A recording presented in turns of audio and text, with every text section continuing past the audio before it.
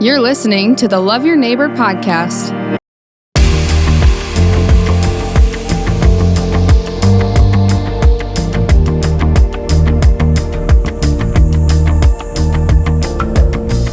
Welcome to the L.Y.N.X podcast. It's great to have you here. We're sponsored by Brandon Wellness and the fine folks of Brandon Wellness, building, investing in the wellness of our community. And you can't have community without people. And you can't have a Brandon L.Y.N.X podcast without Isaac Johnson. Isaac, I can't tell you, many people have said, you got to have Isaac Johnson. I'm like, I know. He's on the list. But he's a little bit hard to get a hold of.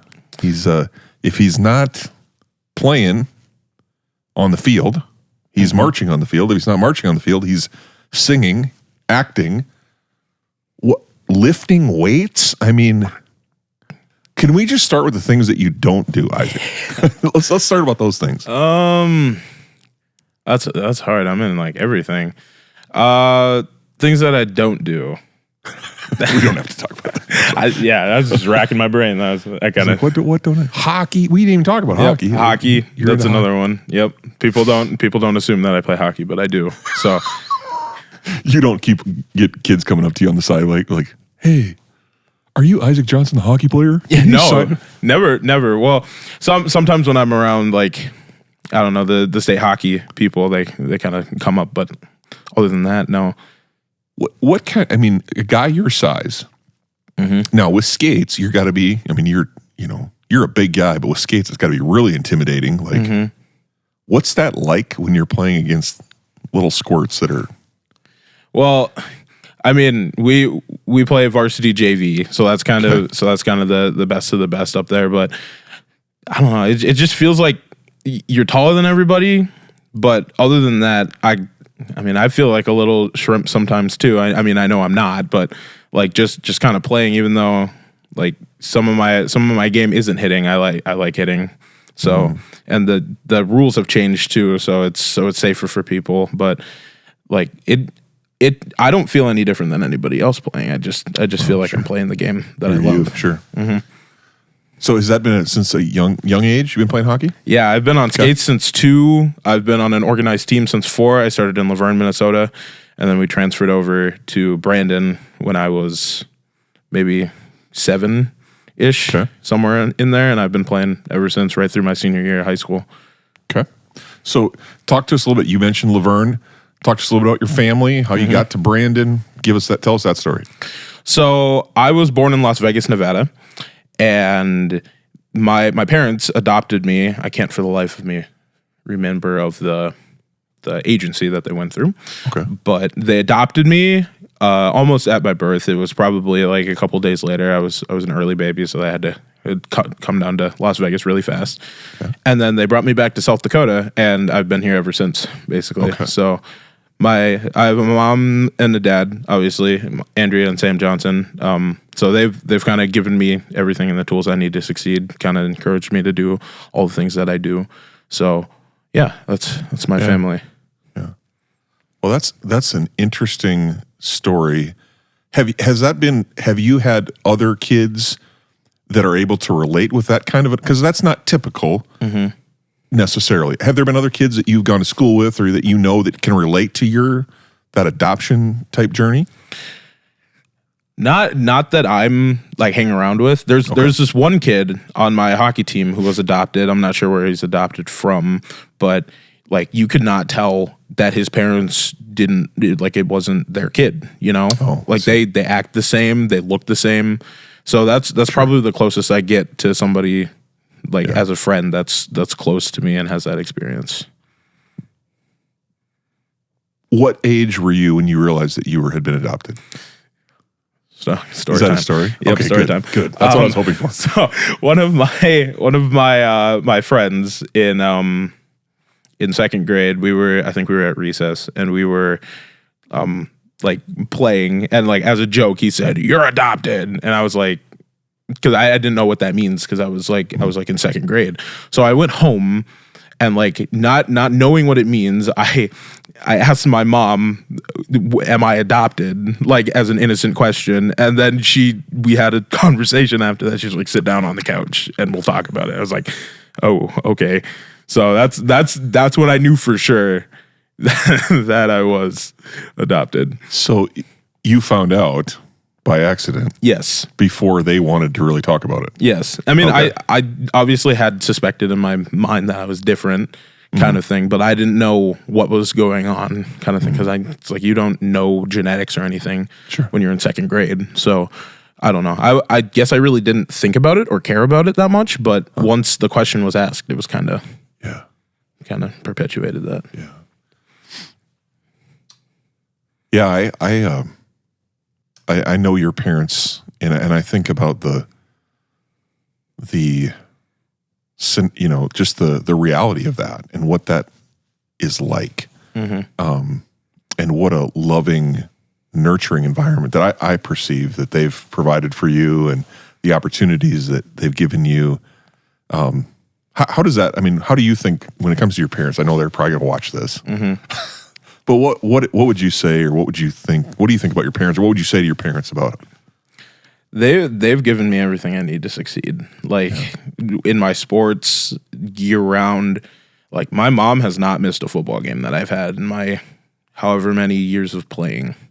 So I like that in itself should tell everybody what they're like, and like they'll buy me equipment. I probably ask for way too much stuff, and like either they tell me how to save for it, or they just get it for me. And that's like, and the more I get older, the more I am grateful for the kind of base that they laid for me. And then like they raised me right. They like taught me things, taught me like life lessons that you're not going to learn in school type of thing. So it's not, I don't know. I'm super thankful for everything that they've done for me. And it's like, I don't know where I would be without them, because not everybody gets those opportunities. So I was very fortunate to be born into such like a loving family. Yeah, that's cool. Well, it's, and as you mentioned, the older you get, you're at an age now where you're a senior in high school, but the older you get, the more you're going to recognize how special your parents are, and the role that they play.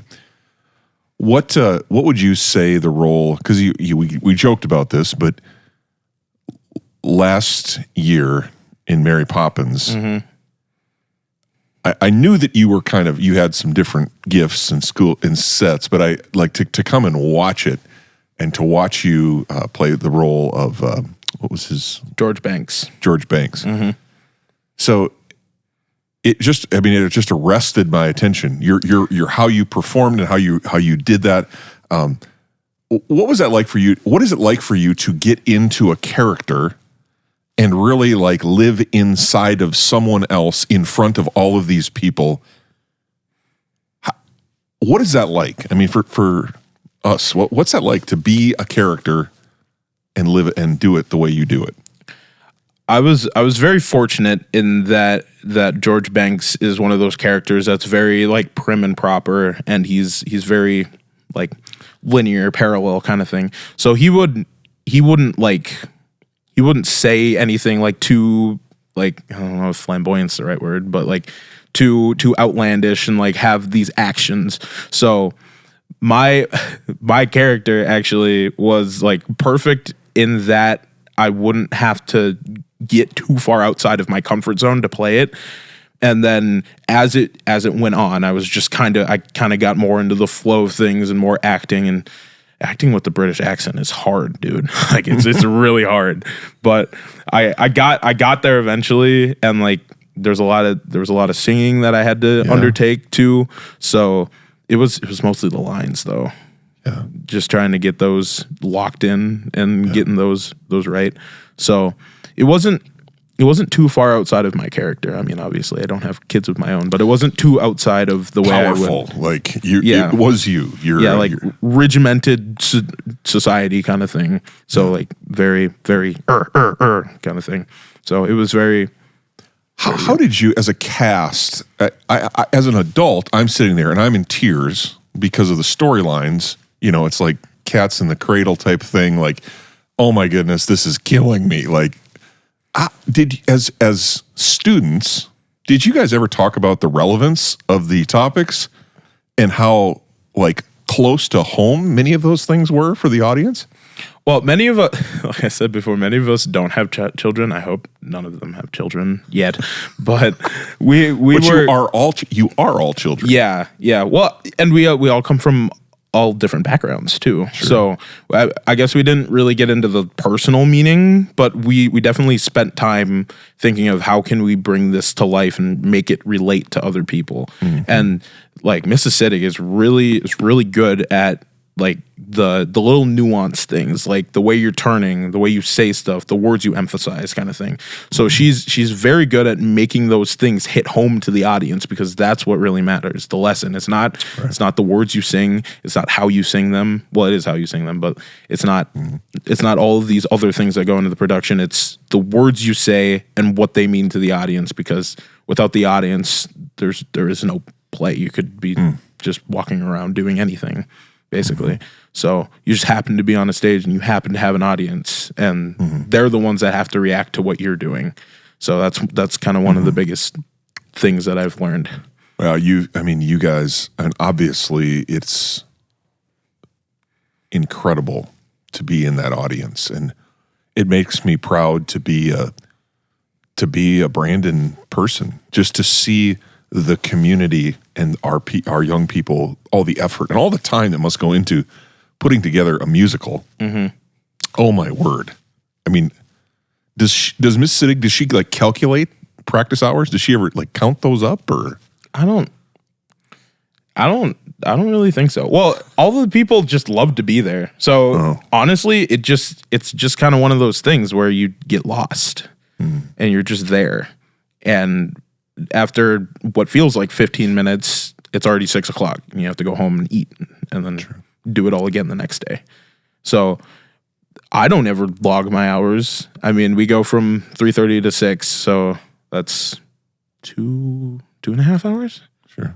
So, but then that's every day. And if you're not there, you're running your lines or you're doing something else. And it's just a nice thing to be a part of. So this will air the week of your next production, Beauty and the Beast. Okay. Give us a little bit of I know it's early still when we're recording this, but give us a little preview. What are people, I'm sure there won't be tickets available. It's not like you can go get a ticket. But for those people that are wondering, what can we expect out of Beauty and the Beast? Talk about myself first to be a little. This is about you. But so I'm Gaston in the musical, which is I'm. It's not the lead. Obviously, there's Beauty and the Beast, Ryan Pressler and Zariah Siddig. They're putting in way more hours than I do, honestly. But for me, this is kind of fun because it's my last year in this. So Gaston is this like cocky, like you know the type of person I'm talking about, like the cocky, everybody loves me, I'm the best kind of thing. So, and that's not how I am normally. I or at least I hope people don't think I am. But it's just kind of fun to melt into that character and be that person for the duration that I'm on stage. And I don't know, we mess around a lot saying things that like I wouldn't usually say, like as our characters when in our off time. So it's just really fun. It's different for me, and I'm loving it so far. Good. So is this a musical as well? Mm-hmm. Yes. Okay. Yes. So there's all the elements of music, dance, yes, acting. I love musicals, and I know they're a lot of work. The only way I wish we could add more seats to this. Yeah. If we could just get more. Have you guys ever talked about doing it in a larger venue? I mean, I know it's the Performing Arts Center is kind of our home, but I mean, literally, that's the only limiter. I don't know. That is such a good question. That's probably a better question for Mrs. Siddig, honestly. Okay. But yeah, it's like and she got the original Broadway choreography for this. Okay. So even the ensemble members that don't have speaking parts or like regular singing parts, they're learning the Broadway choreography for this. And I remember coming into rehearsal a little bit early one day and I was just like, what are you guys doing? This is great. Like, seriously, what are you like?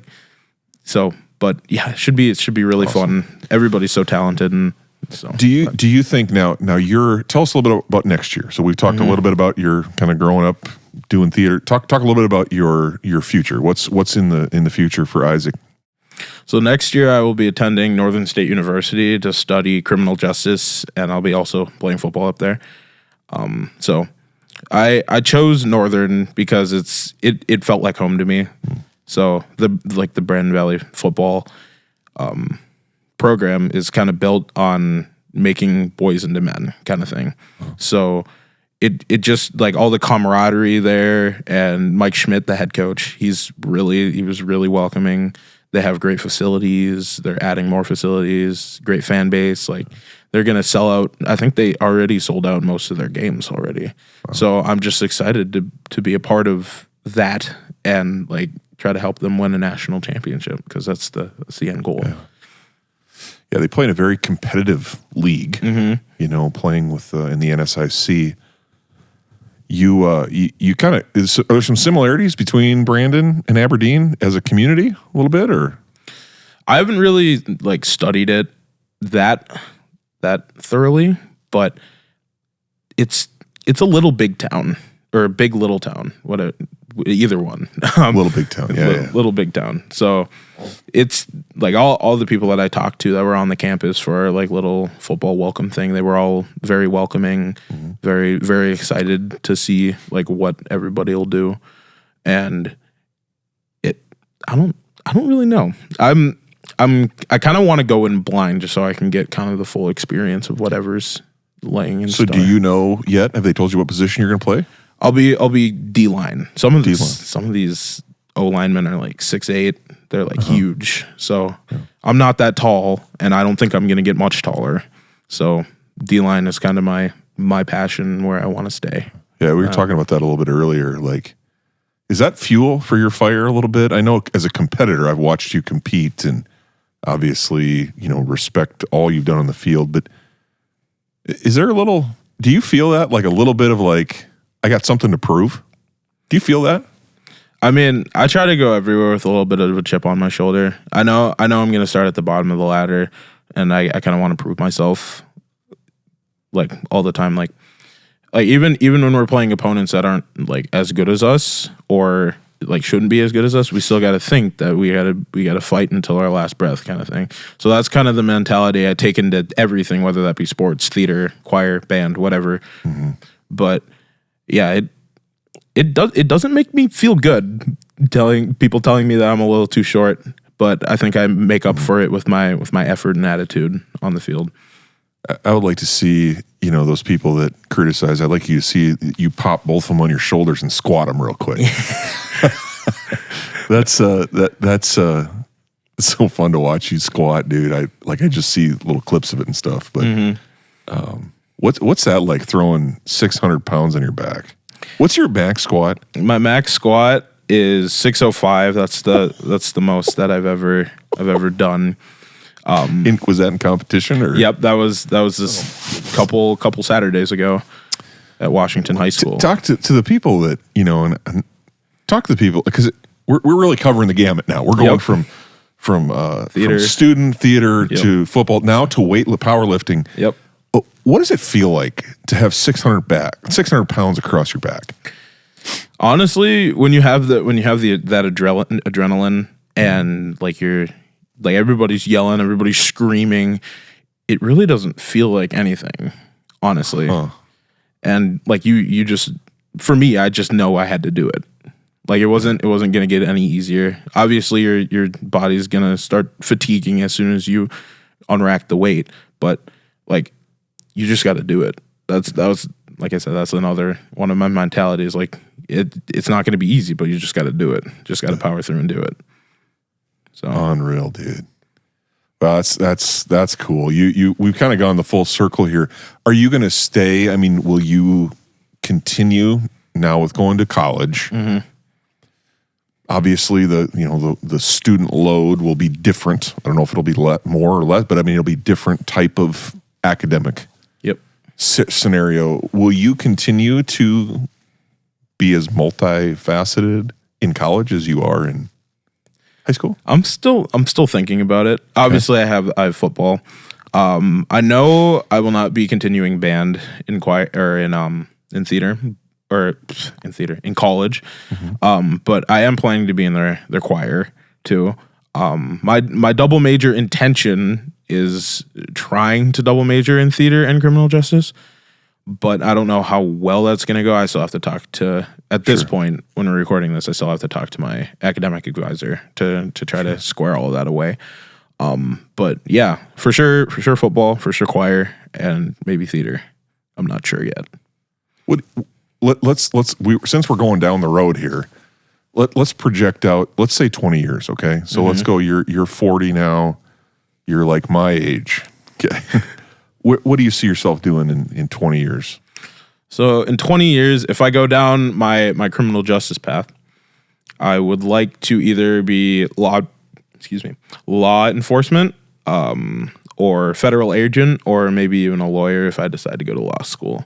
And then down the theater pathway, either like working for a Disney type company that just has like actors, or Broadway if I'm good enough. You might have to get a little bit better and take some lessons, but or something else that's in the fog kind of thing. Sure. And then there's a little part of me that wants to like be a professional football player. That's the dream. That's the dream. That's the big dream. And I don't think the NFL is going to be for me if I do go professional. But I've been thinking about like the European Football League or the IFL or the CFL, some other type of thing like that. But that's my long shot. That's my dream that I'm gonna chase until I can't chase it anymore, and then I'll fall back on my academics and my degrees type of thing. So, oh my goodness, I was surprised you didn't say world's strongest man or something. I'm finding that as I get older, my body's a little bit deteriorating. I mean, if I kept training at 5:30 a.m. every single day, I bet I could break into the world's strongest man, state's strongest man, whatever type of thing. But I realized that, and playing football, and I did hockey during powerlifting, so that was always fun to go from 5:30 a.m. workout to school and then to practice right after that, hockey practice, outdoors in the cold. We know how the weather is around here, so. Well, I tell you what, I admire from a distance. I don't know that I could do all that. Yep. I kind of like to think of myself as a little bit of a Renaissance man, but dude, you got the title, man. You got it. So, Isaac, I appreciate you coming in, and I'm looking forward to that update, man. A couple 20 years, we'll figure out which path you decide to take. I just want to encourage you, man, from a person in Brandon that's got to watch you kind of grow up, man. Whatever you do, you're going to be awesome at it. And you, whatever you choose, go at it, go do it. So you'll be awesome. And when your heart's right, you can't be wrong. Yep. When your heart's right, you can't miss. So you keep pursuing your passions and your dreams. And I know it sounds cliche. Sounds like something to be on a graduation card, but it's really true. I mean, stay true to who you are and go get it. Whatever that is, it's football. Go for it, man. Go for it, and it's a cool deal. So thanks for sharing your talents with the people of the 005, as I like to call it. We're privileged to call Brandon your home, and maybe someday we'll be watching you on Sundays. Hey, I remember Isaac Johnson. Yeah, it's been fun. Thank you for having me. Yeah. So. Well, we'll have you back sometime. And for those of you that are watching, thank you so much for tuning in.